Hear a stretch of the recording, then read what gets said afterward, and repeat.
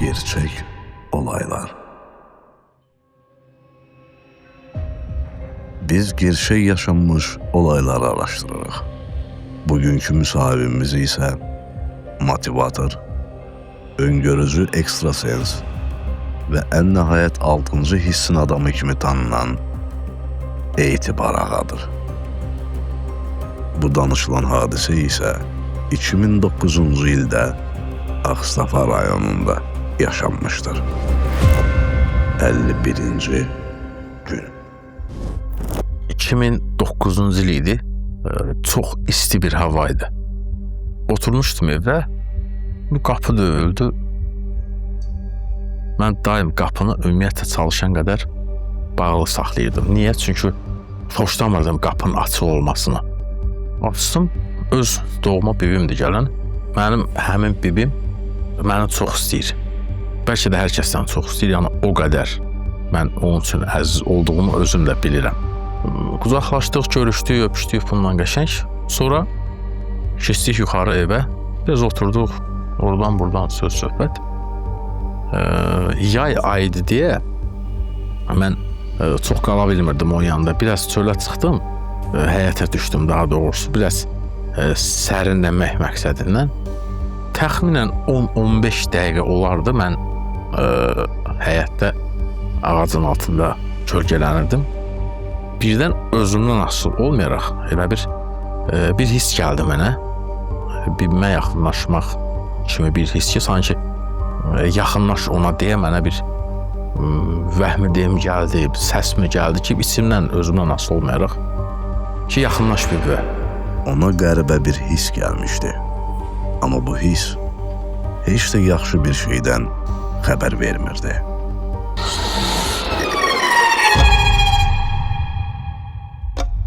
Mən yaxınlaşdım, hələ bilmirəm nəyə getdiyimi.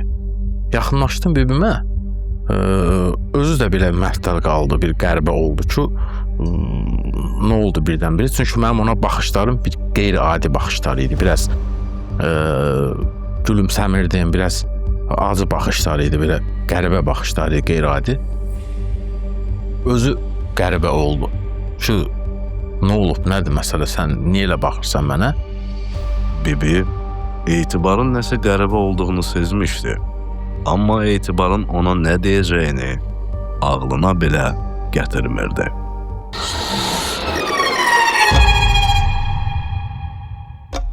Mən buna bibi, sizin evinizdə bir qaranlıq hadisə, bir ölüm hadisəsi görürəm dedim. Ani moment içimdən gəldi bu mənə. Baxdı üzümə, bir qəribə oldu təbii ki. Hər kəsin üzünə bu söz deyilsə ki, sizin evdə bir ölüm hadisəsi görürəm. Kim olsa pis olar təbii ki. Bu da pis oldu. Və qəribə baxdı üzümə. Onun gözlərində bir qorxu hissi gördüm o sözü deyəndən sonra. Ağlamadı, ağlaya bilmədi, amma ölüm hissi mi deyim, nəsə bir çox qeyri-adi bir his var idi gözlərində. Və mən ikinci dəfə özümdən asılı olmayaraq 51 gün və 51 günü də niyə dediyimi də dəqiq deyə bilmərəm. Bu Rəbbimdən gələn səs idi, Yaradandan gələn səs idi, nəyin səsi idi bilə bilmədim, amma 51 günün tamamında sizin evinizdən ölü çıxacağını dedim buna. Bu olduqca ağır bir proqnoz idi. Söhbət ölümdən gedirdi.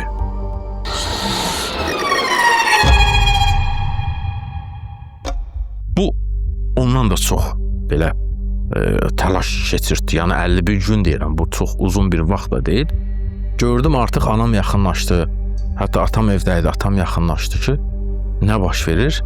Mən atama dedim ki, ata bilmirəm nədir mənim dediyim, amma içimdən gəldi və mənə dedilər bu sözü ona deməyimi.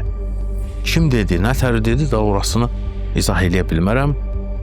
Amma dedim və çəkildim, yenə getdim, oturdum. Öz hansı ki ağacın altında oturdum kölgələnmək üçün. Öz yerimdə oturdum.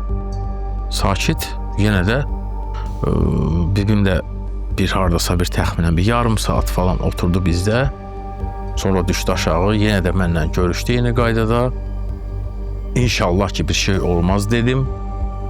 Bu da yenə də İnşallah sözünü burada dedi ki, olmaz yəqin ki. Bibim sağollaşdı, yenə getdi öz evinə. Bu öngörücülük ilk dəfə deyildi. Bibi hiss elətdirməsə də, onun dəhşət narahat olduğu açıq-aydın görünürdü. Etibarın valideynləri isə məsələnin nə qədər ciddi olduğunun fərqində idilər. Çünki övladlarının proqnozu hələ indiyə qədər yanlış çıxmamışdı.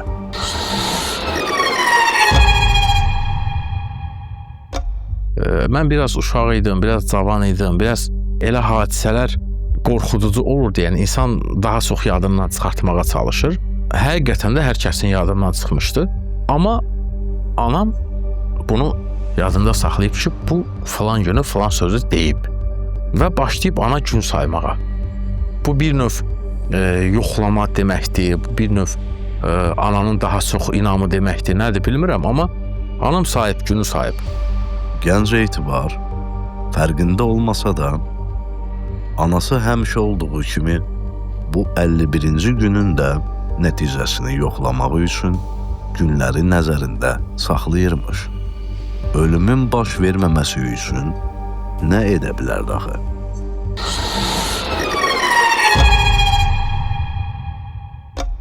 Yay çıxır artıq, yayı elə bir təhvil verib, payıza doğru gedirik. Artıq 2 aya yaxın vaxtdır da, 50 gün, 51 gün az vaxt deyil. Və 50-ci günün tamamında hər kəsin unutduğu bir vaxtda ana bunu xatırlatdı ki, sən 50 gün bundan qabaq belə bir söz demişdin. Mən gün sayırdım sadəcə nə baş verəcəyini bilmək üçün. Bir maraq idi sadəcə. Amma heç nə baş vermədi. Və bibim bizlə yaxın qaldığına görə, qonşu qaldığına görə ümumiyyətlə tez-tez gəlib gedərdi. İndi də gəlib gedir təbii ki. Və həmin günü təsadüfən bibim bizə gəlir. Yenə də gəlir. Görüşürük, yenə də otururuq, çay içirik, söhbət edirik, dərdləşirik oradan buradan. Bir də anam xatırladır ki, 50 gün bundan qabaq sən gələndə yadına düşürmü, sənə belə bir söz demişdi. Bibi də deyir ki, hə, yadıma düşdü. Ana deyir, bugün 50-ci gündür, həmin o dediyi sözün 50-ci gündür, amma heç nə yoxdur. Açıqcası biraz danışdılar, güldülər. Hər şey boş verək. İndi söz də deyildi, oldu, keçdi. Yenə də mən 51 gün dediyimi xatırladım ki, mən 51 gün demişdim, hələ bir gün var. Biraz gözləyək. Amma 50-ci gündür və axşamüstüdür. Təxminən saat 6-7 bu radələrdir. Hamı ortamı yumşaltmaq və əsas fikirdən yayınmaq üçün əlindən gələni edirdi.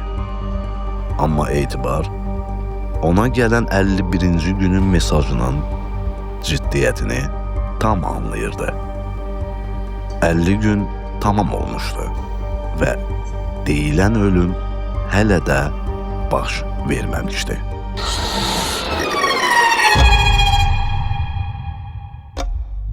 Yenə də bibi sağollaşdı, görüşdü, getdi evlərinə. Axşam düşdü, təbii ki, biz yatdıq. Səhər saat 51-ci gündür. Səhər saat təxminən 6-7 arasıdır. Dəqiq xatırlamıram orasını, amma 6-7 çox sübh tezdəndir. O vaxtda da belə mobil telefonlar falan yox idi. Ev telefonları var idi. O telefonlarla zəng eləyirdik, oradan bura, buradan ora danışırdıq. O da hər adamın evində də yox idi açığı, biraz çətin idi o telefonu çəkdirmək falan. Və ev telefonumuza zəng gəlir. Səhər saat 6-7 arası. Anam durur, telefonu açır. Telefondakı bibim ağlaya təlaş içində. Atamı soruşur, qardaşı da təbii ki, birinci ona zəng elib qardaşına. Bibimin yoldaşı da həmin vaxtı evdə olmayıb. Onun ferması var idi. Fermaya gedibdi. Bibi evdə təkdi uşaqla. Götürür, kimə zəng eləməlidir? Öz qardaşına təbii ki. Qardaşına, yəni mənim atama zəng eləyir. Atama zəng eləyir, anam götürür telefonu və artıq tez telefonu atama verməni istəyir. Anam soruşur, nə baş verir, nə olub? və bu qaynanəsinin dünyasını dəyişdiyini söylüyor anama. Ki, tək qalmışam, çox qorxuram, arvad dünyasını dəyişdi. Tez özünüzü bizə çatdırın. 51-ci günün tamamında tez atam təbii ki durdu, hər kəs əyindi geyindi, tez özümüzü çatdırdıq ora, yolbaşı da gəldi.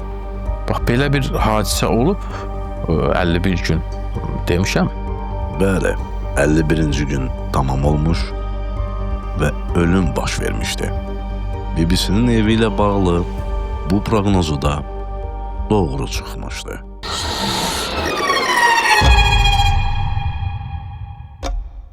Mənim verdiyim heç bir proqnoz deyil, bir gün, bir saat belə oyan olmuyor.